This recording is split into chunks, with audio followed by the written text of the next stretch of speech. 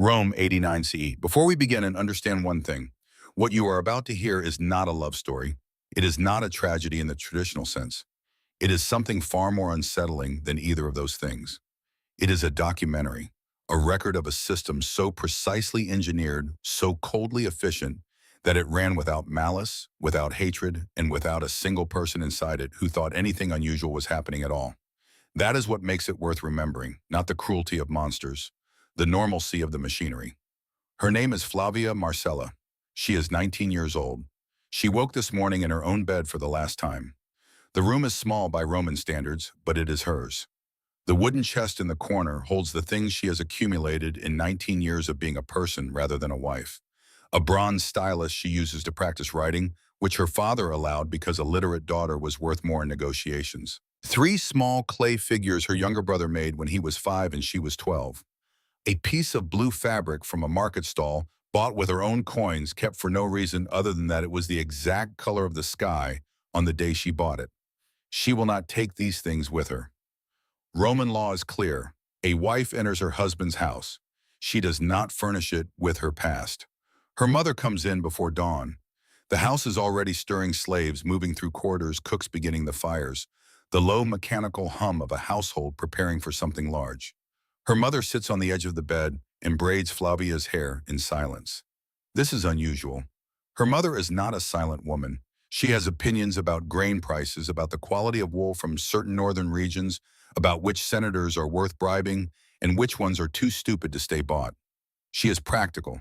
She is unsentimental. She does not cry at funerals. She is crying now. Not loudly. Not dramatically.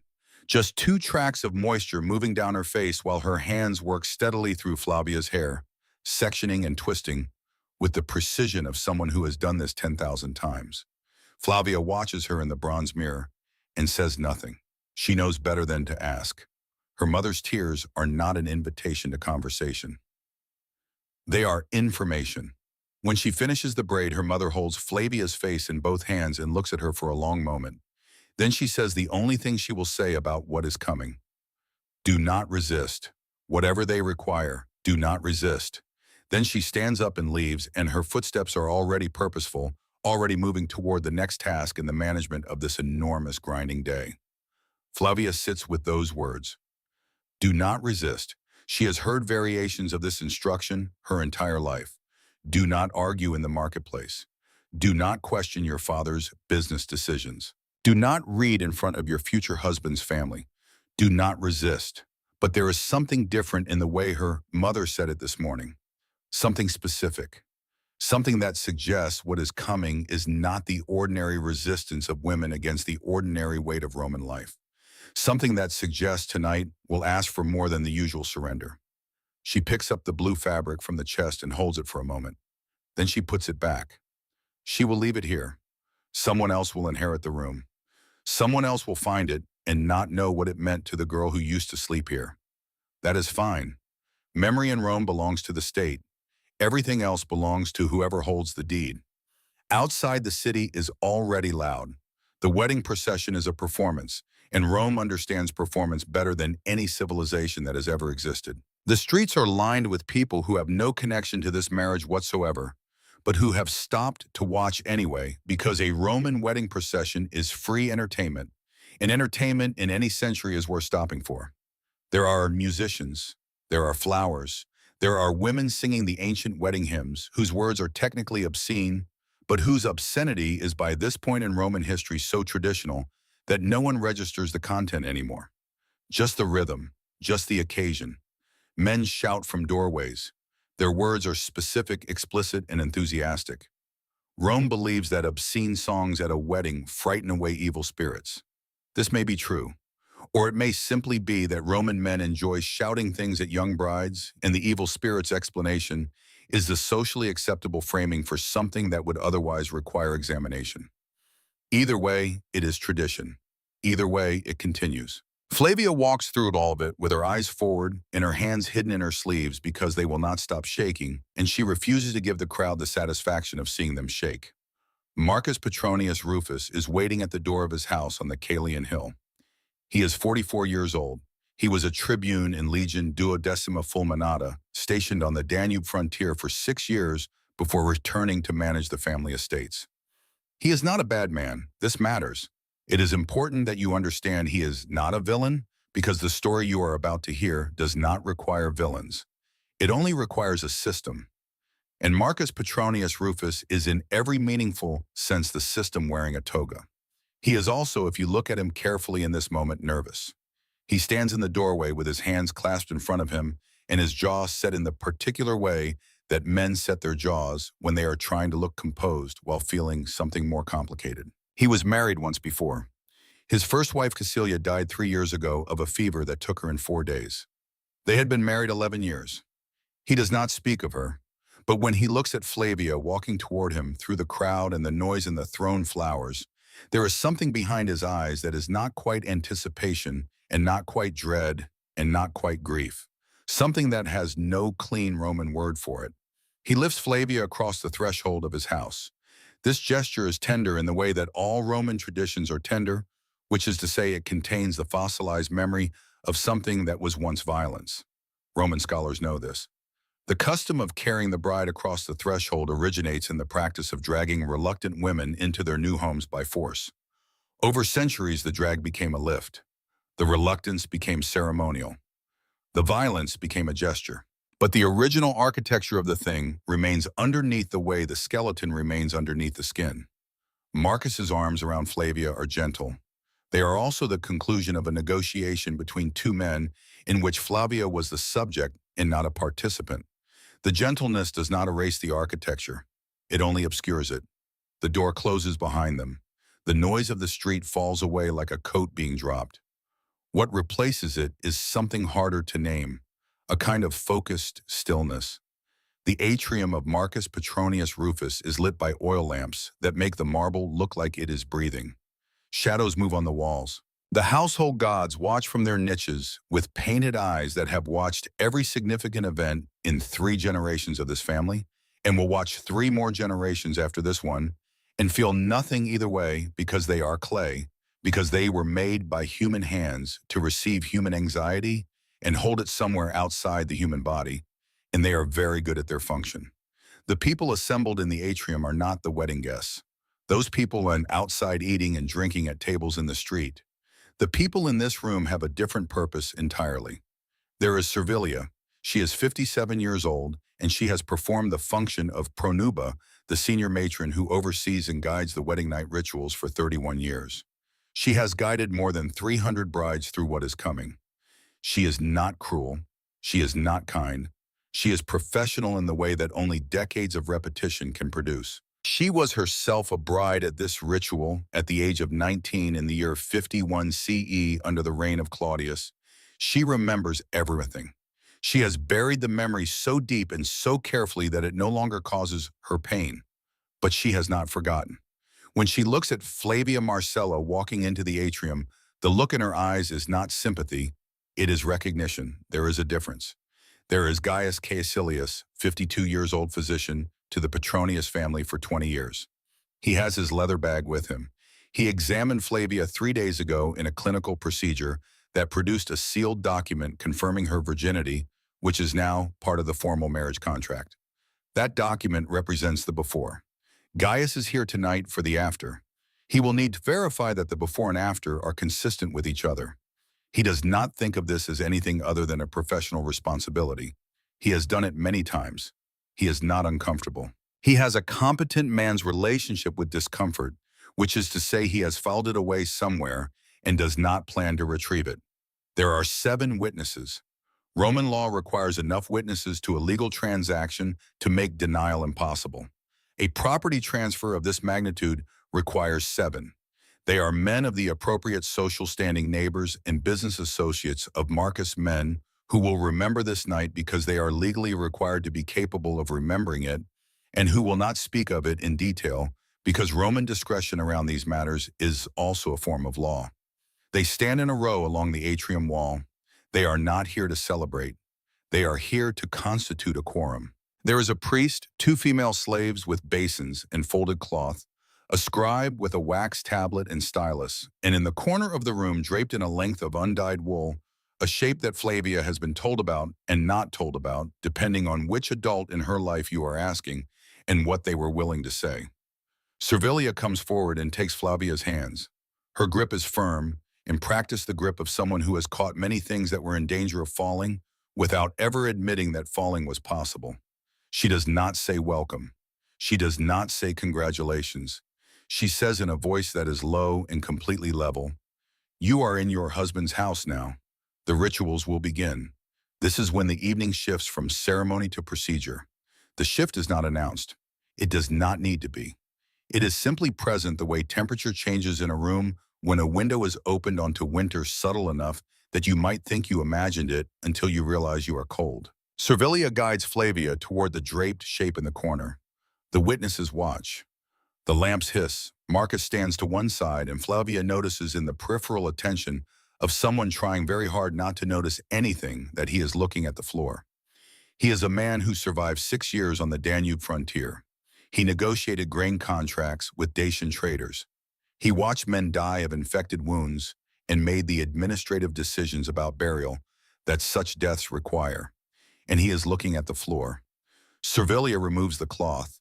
The figure is carved from dense oak, shaped into the form of the god Mutunis, one of the most ancient deities in the Roman religious catalog, a god of fertility and initiation whose worship is so old that most Romans by 89 C regard him with a mixture of reverence and mild embarrassment, the way you regard a very old relative whose behavior was acceptable in a previous generation and has not quite been updated for the present. The shape leaves nothing to interpretation. Its function is stated in its form.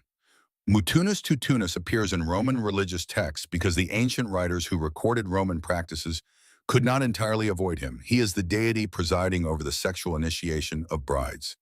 His worship was practiced with variations for centuries. St. Augustine, writing in the 4th century as Christianity was dismantling the old religious structures of Rome, described the ritual with unconcealed outrage. Roman brides, he wrote, were required to perform a seated ritual with the statue before consummation of the marriage as a sacred obligation to the god. Lactantius, another early Christian writer, mentioned the same practice with similar disgust. The existence of the ritual is documented. The disgust of later observers does not erase the documentation. It only frames it. Servilia begins to explain what Flavia must do. Her voice remains completely level throughout this explanation. She is not embarrassed. She is apologetic. She has explained this 300 times. Her tone is the tone of someone explaining the correct way to fold a document before sealing it, technically precise, procedurally clear, emotionally absent. This is a sacred obligation, she says. The god must be acknowledged before the husband is permitted to approach. This is how it has always been done. This is how it will be done tonight. Flavia looks at the figure. Then she looks at Servilia. Then she looks at the 7 witnesses along the wall who are looking at a middle distance that is technically not her, but is in the direction of her, the way people look at things they are officially not watching while officially watching them. And in this moment, the thing her mother could not say this morning, the specific thing, the thing the words do not resist were pointing toward, becomes completely clear. She does not say anything. There is nothing to say. Rome is not asking her opinion. Rome is informing her of a requirement. The ritual with Mutunis is completed. This is not described in detail here because the detail is not the point. The point is the structure around it. The 7 witnesses watching. The priest murmuring prayers in a voice that has the cadence of something repeated so many times it has become rhythm without meaning. Servilia's hands adjusting Flavia's position with the impersonal steadiness of someone arranging furniture. The scribe's stylus moving across the wax tablet in the background, recording the beginning of what will become an official document. The point is that this is happening in a room full of people, and no one in the room thinks this is unusual. The point is that this has happened in rooms full of people in Roman households across the empire for centuries.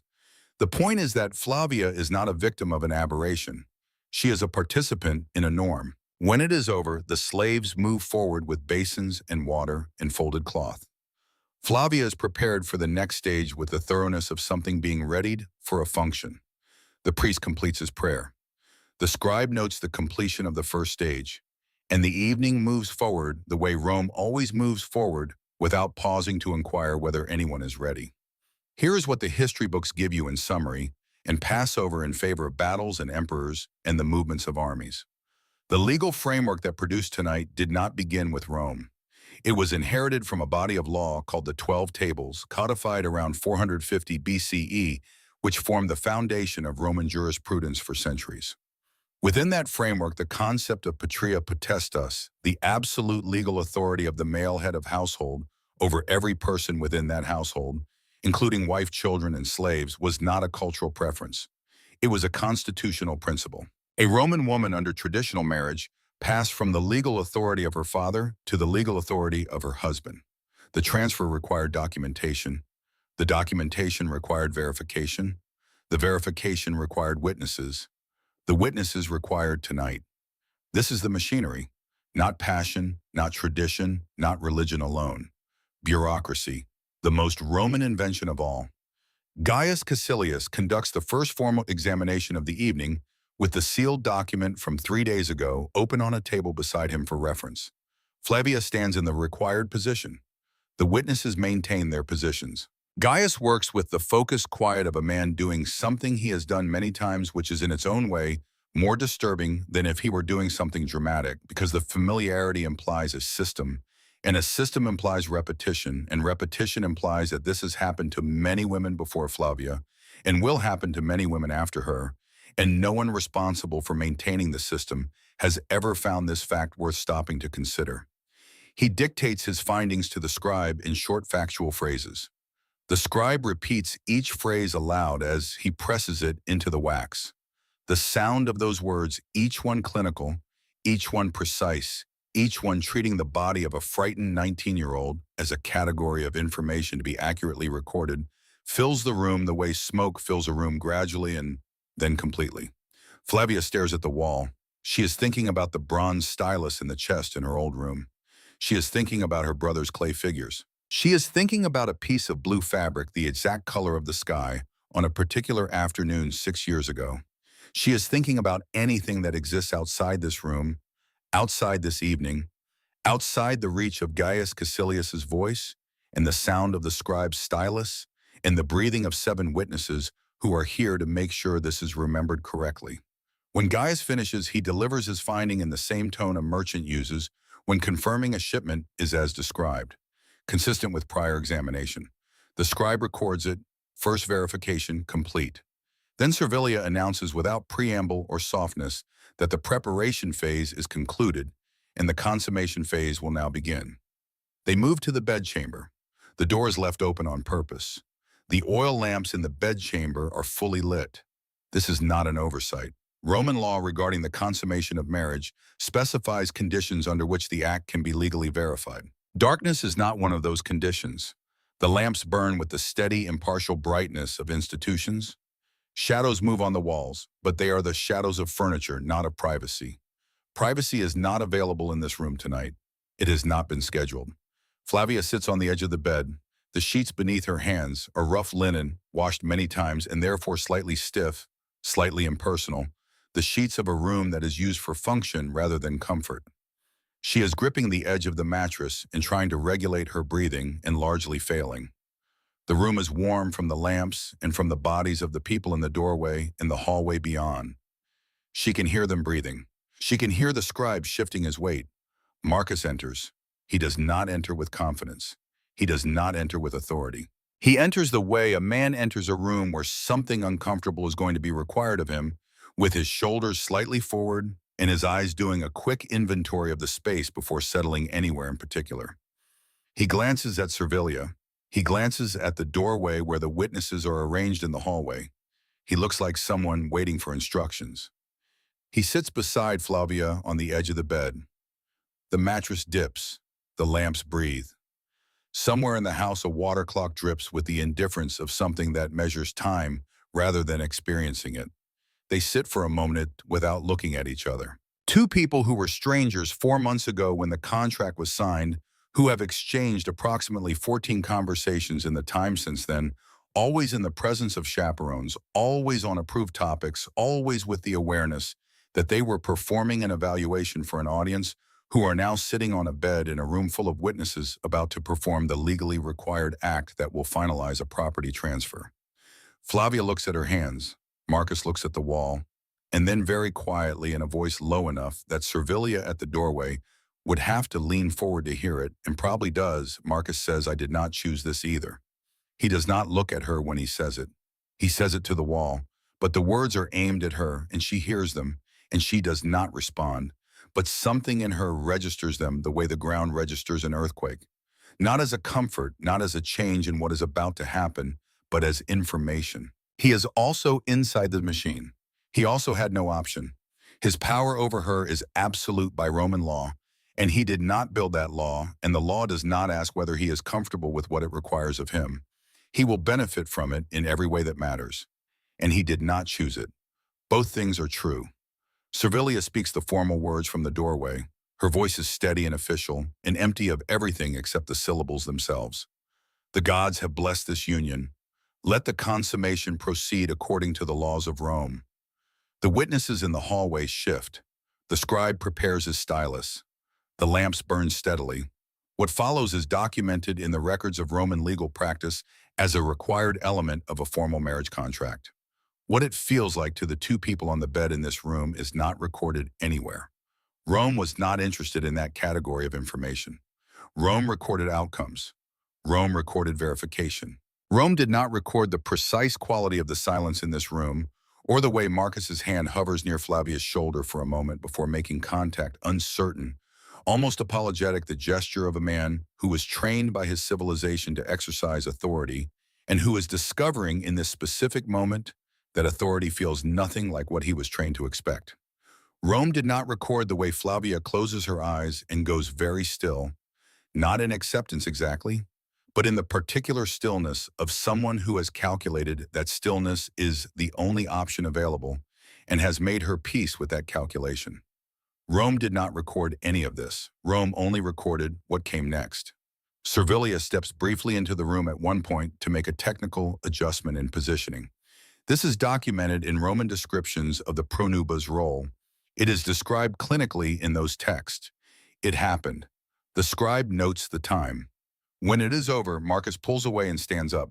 He stands with his back to the room and his hands at his sides, and his breathing slower than it was, and there is something in his posture that is not triumph and not relief, something more like a man who has completed an obligation that he will not examine too closely, because examining it would require a kind of introspection that Rome has not equipped him to perform. The slaves move in immediately.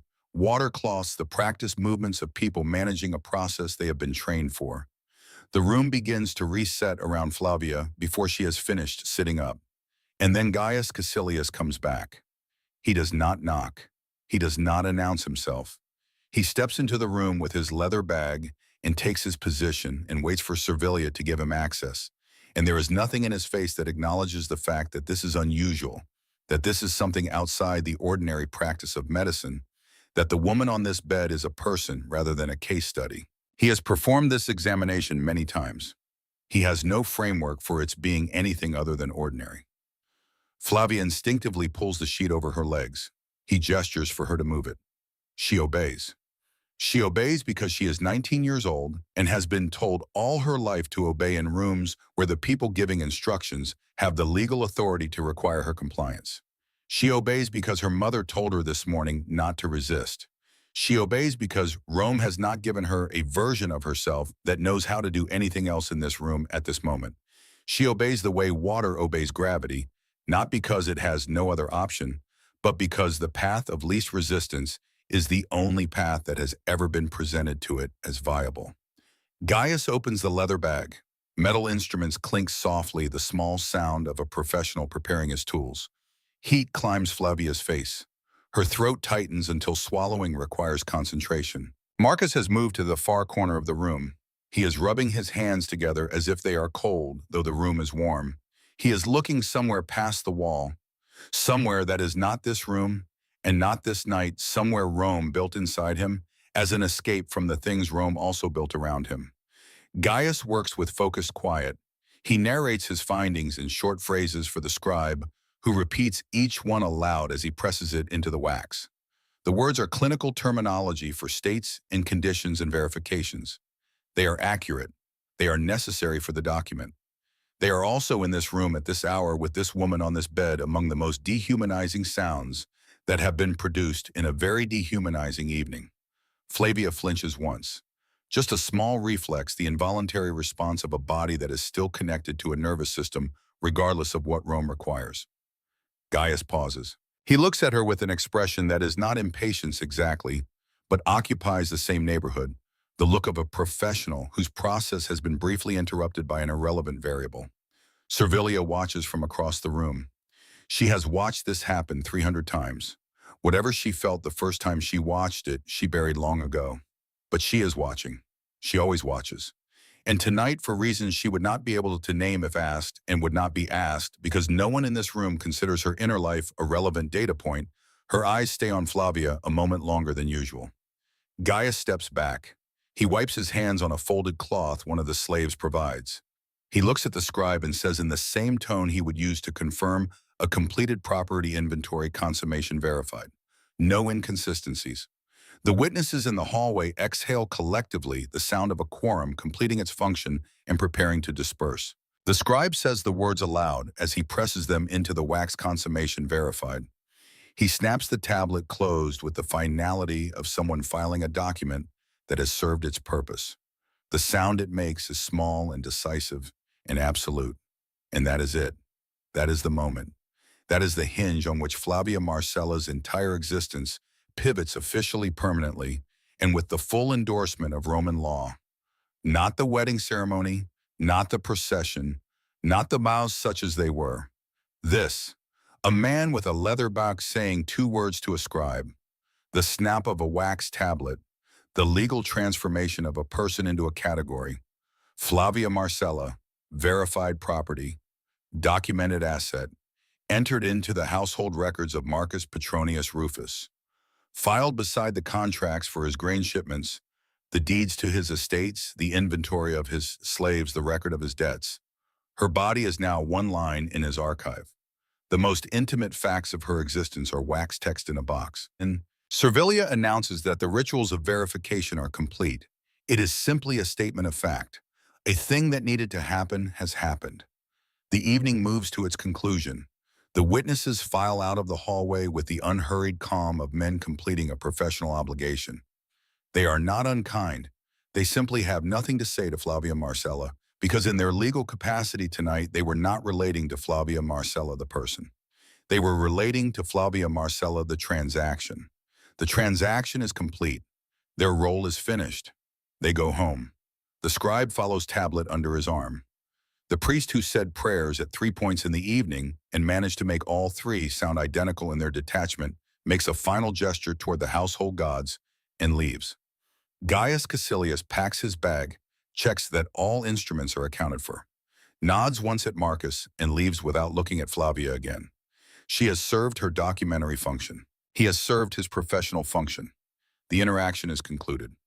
Marcus stands in the center of the room.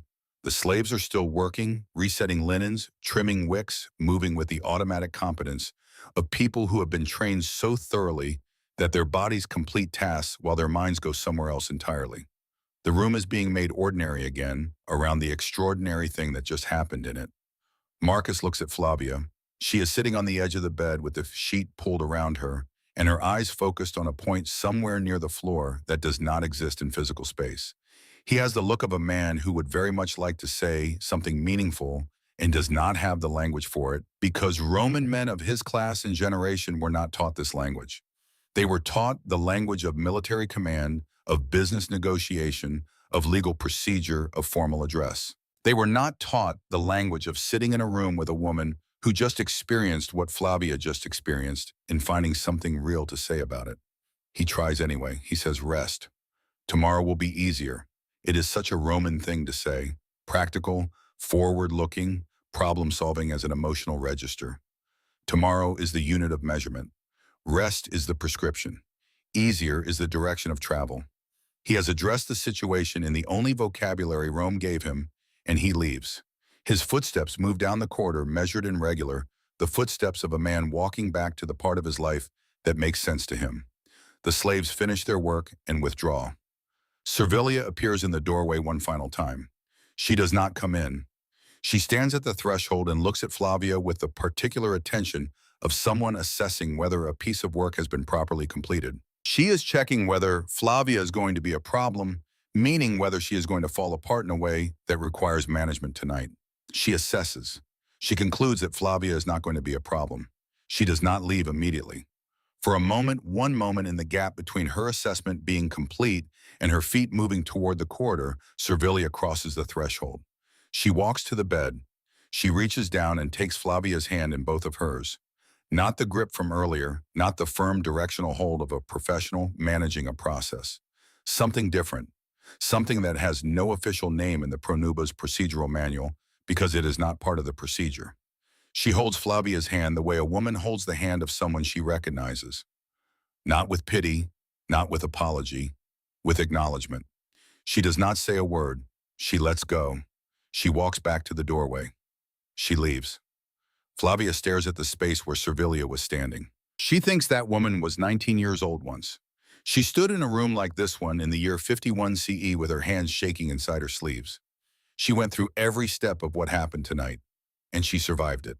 And 38 years later, she still carries it so deep inside her that it only surfaces for one unguarded moment, one hand held in the dark before the professional mask closes over it again. She survived, by the only method available, by outlasting. Flavia files that observation somewhere precise and permanent. The door does not close completely. It never will. A Roman wife's door does not close completely. There is always a gap, always someone close enough to hear. This is not malice, it is procedure. The household must be able to respond to whatever a new wife might require in the night. That the monitoring is indistinguishable from surveillance is not a coincidence. It is a design feature. Two of the female slaves bring wine. Strong wine cut less than usual wine designed to achieve a specific outcome, which is the cessation of conscious processing in a body that has had too much to process. Flavia drinks it because it is there and because the alternative is lying in this room in full consciousness with the full weight of this evening arranged around her in the dark. The wine does what it is designed to do. The edges of the room soften. The sound of the water clock becomes rhythmic rather than relentless. Flavia lies back on the rough linen sheets and stares at the ceiling beams and waits for her thoughts to slow down. They do not slow down, but they become less sharp. The thoughts remain. Their edges are simply less able to cut. She thinks about what has been done to her tonight and realizes in the wine-blurred space between waking and sleep that the most disturbing part is not what was done, but how it was done, with such complete normality, with such procedural calm. Everyone in this room tonight was performing their function. No one was out of control. No one was violent. No one was even unkind, not in any way that Rome would recognize as unkindness. They were professional. They were thorough. They were completely precisely normal. The machine does not require monsters. The machine requires people who do their jobs. People who have decided or have simply never thought to question that this is what jobs look like. This is what normal looks like. This is what Rome looks like. And Rome, after all, is the greatest civilization in the history of the world. Rome built the roads. Rome codified the law. Rome created the administrative structures that allow millions of people to live in organized proximity without constant violence. Rome did all of this, and Rome also did tonight. Both things are true. She falls asleep somewhere in that thought, and the water clock drips on without her. Now consider what happened next to Rome's system of verification. Not tonight, not this house, but in the centuries that followed. The empire fell, the legions withdrew, the roads cracked, the administrative apparatus fractured into regions and kingdoms, and eventually the long, complicated medieval period that followed Rome's collapse. But the legal architecture of Roman marriage, the requirement for witnesses, the documentation of consummation, the medical verification of the bride did not collapse with the empire. It was inherited. The Catholic Church, as it became the dominant institutional force in Europe, in the centuries after Rome needed a system for managing marriage as a legal and spiritual category. It found one already built. Canon law, the body of church legal doctrine that governed Christian marriage in Europe, for over 1,000 years, incorporated the Roman framework of witness consummation and verifiable conditions for a valid marriage. The church added theology to the structure. The structure itself was Roman. Wedding night verification in various forms appears in European law and practice well into the 17th and 18th centuries in multiple countries. The empire fell. The paperwork survived. This is what historians mean when they say Rome did not fall. It transformed. The stones became cathedrals. The administrative categories became ecclesiastical categories. The legal logic became moral logic. The witness requirement became the church's requirement for witnesses to the marriage vows. The verification protocol became the church's framework for annulment based on non-consummation. The forms changed. The architecture persisted. And the question of who has legal authority over a woman's body, the specific question that last night's procedure in the house of Marcus Petronius Rufus was designed to answer, did not leave the Western legal tradition with Rome. It traveled through canon law and medieval statute and Enlightenment jurisprudence, and into the modern period where courts in the United States and Europe debated versions of it in the 20th century and continued to encounter its residue in the 21st. The issue is not ancient. The architecture is not buried. It is present. It is in the legal structures. It is in the debates. Rome changed its letterhead. It did not retire. In the morning, the house wakes before she does. Footsteps in the corridor, voices at a low pitch, the particular register of a household managing its morning without waking those who are still sleeping. The smell of bread baking and oil heating and the faint animal smell of the city beginning to move outside the walls.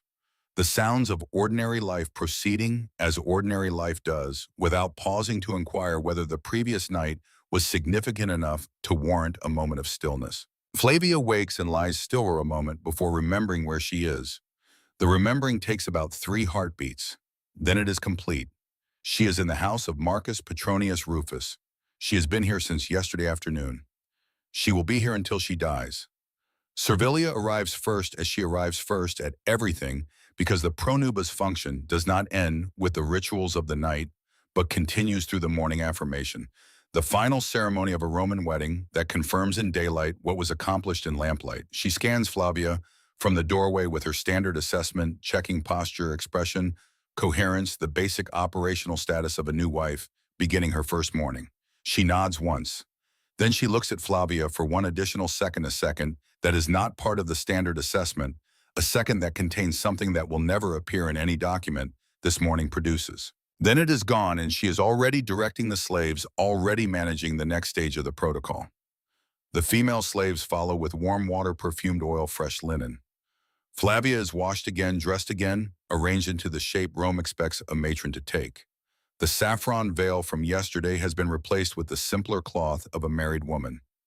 Her hair is dressed in the matron style. She is made physically into what she now officially is. She watches this process in the bronze mirror and thinks this is also verification. This is the morning version. Every morning will contain some version of this, the body being arranged into the correct shape, the presentation being confirmed, the exterior being aligned with the category. The witnesses reassemble in the atrium. There are 7 of them again, 2 swapped out for men whose morning schedules allowed attendance. They stand in the same row. They have the same official bearing. They are performing the same function, constituting a quorum sufficient for a legal transaction to be documented. Gaius Caecilius reads from the wax tablet. Not all of it. The relevant sections, the ones that constitute the legal record of what was accomplished last night. His voice is the same as it was last night. Clinical, precise, completely level. The words move through the atrium and land on the morning air and become part of the official account. Servilia delivers her testimony. She confirms what she witnessed. She confirms the completion of each stage of the verification protocol. Her voice is firm and clear and without hesitation. She has delivered this testimony many times. It never changes because what she witnessed never deviates significantly from what she has witnessed before. The protocol is reliable. That is the point of a protocol. Marcus takes the household seal from the steward and presses it into the wax at the designated location. The wax accepts the impression with a small sound of finality. His name is now on the document. Flavia's transformation is legally sealed and personally signed. Flavia stands beside him. not as a participant in this ceremony, as an attachment to it. The document being signed is about her. She is not signing it. She is not being asked to confirm that it is accurate. She is the subject of the document, and the subject of a legal document in Rome does not sign the document. The subject of a legal document simply is what the document says it is.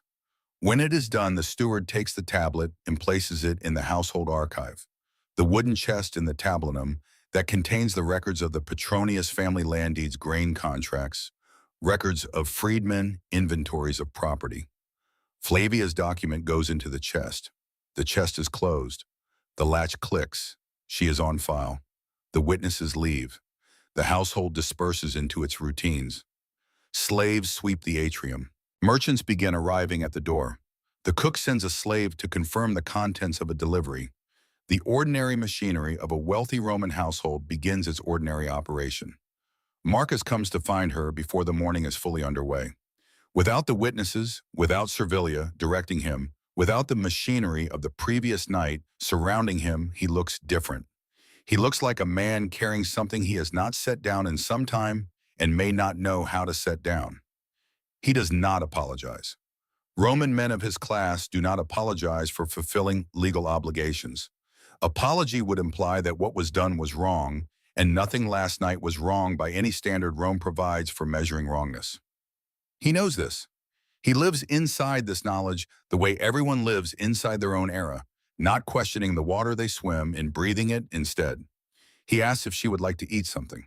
This is the most ordinary sentence of the past 24 hours. It is also in its ordinariness somehow the most precise because it confirms that ordinary life is simply going to continue from this point forward, that breakfast follows last night, the way Tuesday follows Monday, that the house will run and the seasons will turn and the archive will grow and Flavia Marcella will move through this life that Rome has designed for her with the same procedural continuity that Rome brings to everything.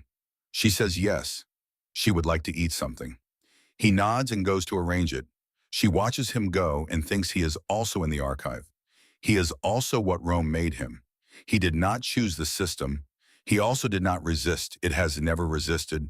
It had no vocabulary for resisting. It has no idea that resisting it might be something a person could do. He will benefit from it every day of his life, and he will live with what he saw last night for the rest of his life. Both things are true. She is not going to pity him, but she is going to understand him. Understanding is not the same as acceptance. It is something more useful. It is information. She walks to the window of the bedchamber and looks out at the courtyard garden. The morning light is doing what morning light does, arriving, without announcement, making everything visible, whether it wants to be or not. There is a fig tree in the corner of the garden old enough to have thick bark with the beginning of new leaves on its branches. The leaves are very green, the kind of green that only exists in the first days of things.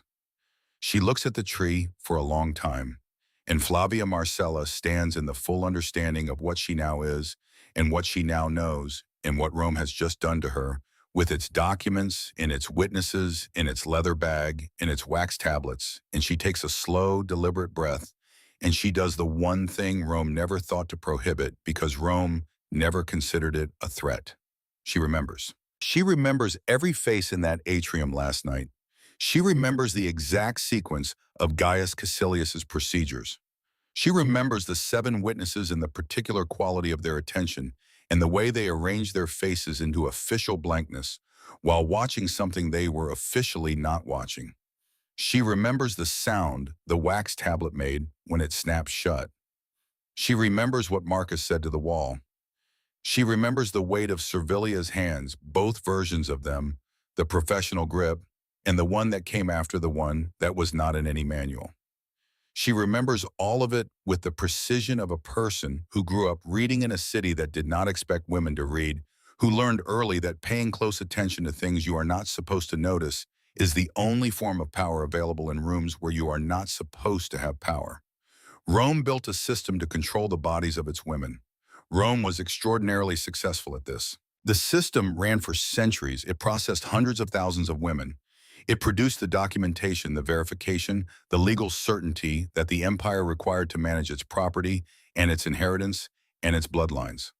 It worked. It could not control what the women thought about the system while they were inside it, and they thought about it. The Roman women whose names we know, Livia, Cornelia, Sulpicia, Julia, the ones who wrote letters and managed estates and conducted political operations from the domestic spaces Rome assigned them, they thought about it. The Roman women whose names we do not know, the ones who went through systems like last night's and went on to raise children and manage households and conduct the 10,000 transactions of daily life, they thought about it too. Their thoughts did not make it into the archive. The archive was not designed to receive them, but the thoughts were there, have always been there. The system never found a way to document them out of existence. The new leaves on the fig tree move in a small morning wind. Flavia Marcella documented property verified asset one line in a wooden chest full of contracts, watches them move. Rome expects her to be silent. Rome has always expected its women to be silent, has built silence into the architecture of their lives, into the open door, and the watching slave and the witnesses in the hallway, and the scribe with his wax tablet and the physician with his leather bag.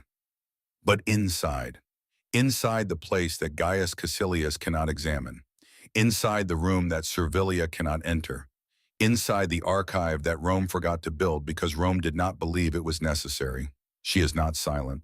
She has never been silent. She will not be silent. And Rome, for all its roads and laws and centuries, never did figure out what to do about that.